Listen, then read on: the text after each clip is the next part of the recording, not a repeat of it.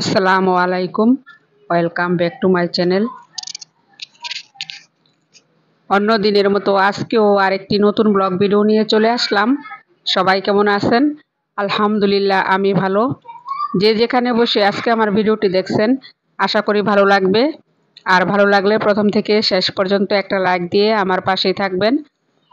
এই তো বর্ণিতাকে মাদ্রাসায় দিয়ে চলে আসলাম রান্না করতে। সকাল থেকে ভিডিওটা শুরু করেছি। ওর ক্লাস শুরু হয় 7:20 থেকে, আর 7টার আগে রওনা দিই, ওকে দিয়ে আসি, আবার 8টার আগে চলে আসি। তো এই তো তাড়াহুড়া করে রান্না করে নিচ্ছে আবার যাতে সময় মতো গিয়ে আনতে পারি। এখন আমি রান্না করতেছি হলো চিচিঙ্গা ভাজি। তো আমি চিচিঙ্গা ভাজি শুধু একটু পেঁয়াজ আর কাঁচামরিচ, শুকনো মরিচ দিয়ে আর কি করতেছি চিচিঙ্গা ভাজিটা।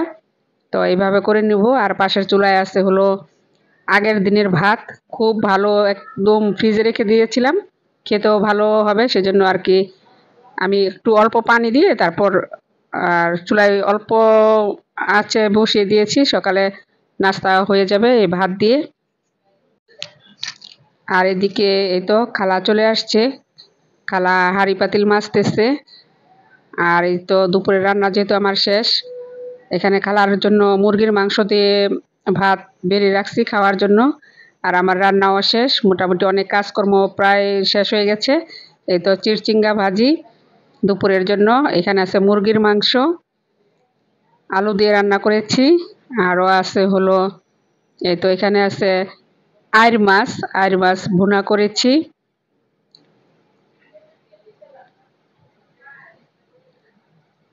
আর এখানে আছে হলো বাইম মাছ, শিং মাছও রান্না করেছি, বাইম মাছও ভুনা করেছি। আমরা এটাকে বাইম মাছ বলি। তো দুপুরের ভাতও রান্না হয়ে গেছে। মিক্সিবের ভিতরে আছে হলো এই তো দেখাচ্ছি আপনাদের।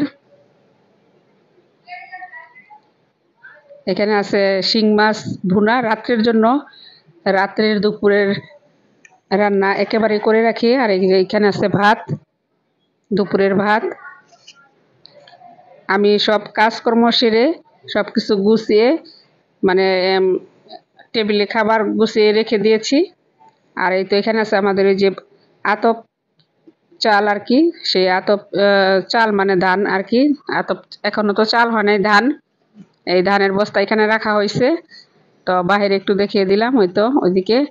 আর খালা এখন রান্নাঘর পরিষ্কার করতেছে। রান্না যেহেতু শেষ, বললাম যে রান্নাঘরটা পরিষ্কার করে নাও, সমস্ত কিছু পরিষ্কার করে নিবে। আর আজকে মোটামুটি বেশ রোদ ছিল, অনেক কাপড় চাপড়ও ধোয়া হয়েছে, ছাদে আছে। আর এই যে এই ছাদে কবুতর গুলা বেশ ভালোই, ধান শুকা দেওয়ার পর থেকে বেশি বেশি আসে আমাদের তিনতলার ছাদে আর কি কবুতর গুলা থাকে।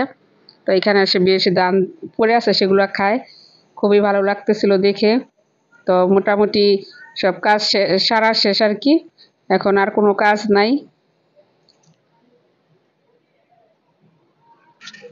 2 দিন আগে যখন বৃষ্টি ছিল, কালকেই তো ছিল, 2 দিনও হয় নাই, তখন এখানে পানি জমেছিল বৃষ্টির পানিতে। সকালবেলা 1 ঘন্টা বৃষ্টির কারণে আমাদের এই বাড়ির সামনে পানি জমে গিয়েছিল, হাঁটা যেত না। আর আজকে রোদ ওঠাতে একদম শুকিয়ে একবারে ঝনঝনে আর কি।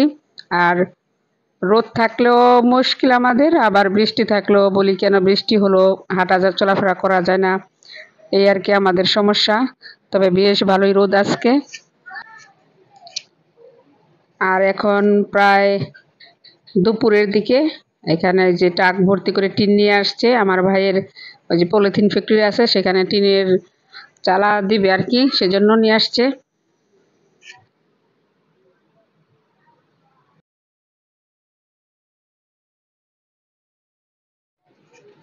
তারপর দুপুরে খাওয়া দাওয়া শেষ করে আমরা এই তো ছাদে বসে আড্ডা দিচ্ছি। আর এদিকে দেখতেছি যে এই যে ধান আর কি, ধান যে সিদ্ধ ধান সেগুলা ভাঙিয়ে নিয়ে আসছে, চাল নিয়ে আসছে রিক্সা দিয়ে ভাঙায়, তারপর নিয়ে আসছে।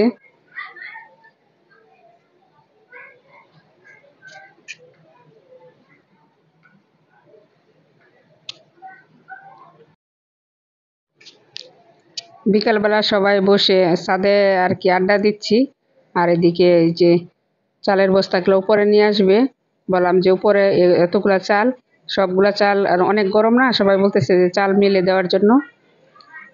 ঠান্ডা হলে তারপরে আর কি ঝাড়তে হবে চাল। আর এই তো এই যে নিচে মেশিন, কয় কেজি চাল হলো, কয় কেজি ধানে কয় কেজি চাল হলো সেটা আর মাপতেছে। আমার ভাবি বসে আছে নিচে। লই আয় এ জায়গায় ডাইলা থোক বুঝতা আর মিলা দি একবারে।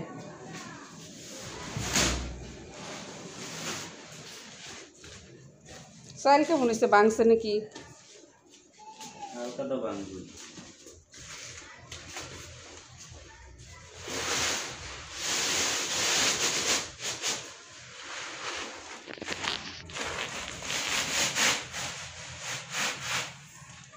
একটু মেলা দি এই পাও দাও ইমেলতাছে পাও দাও ইমেলতাছস। ঠান্ডা হইলে ভালো না, শীত তো কম হয়েছে। কি চাল কিরে রাসেল? 29। এর বাদ কি মোটা মোটা বড় বড় হইব?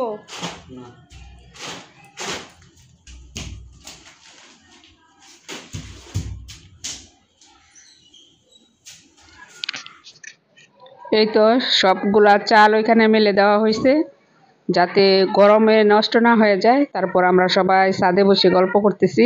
আর এখানে আমার বড় বোন আর মা বলতেছে যে ডাব খাবে, তো রাসেল ডাব কেটে দিচ্ছে, সবাই খাবে, আমরাও খাবো আর কি। অনেক পানি ছিল ডাবের মধ্যে।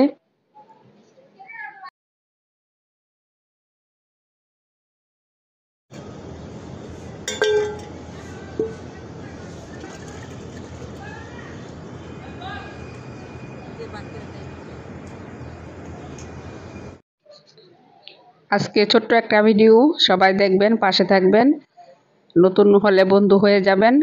আজ এ পর্যন্তই, ভিডিওটা আর বড় করব না, পরবর্তীতে আরো সুন্দর একটা ভিডিও নিয়ে চলে আসব। সে পর্যন্ত সবাই ভালো থাকবেন, সুস্থ থাকবেন। আল্লাহ হাফেজ।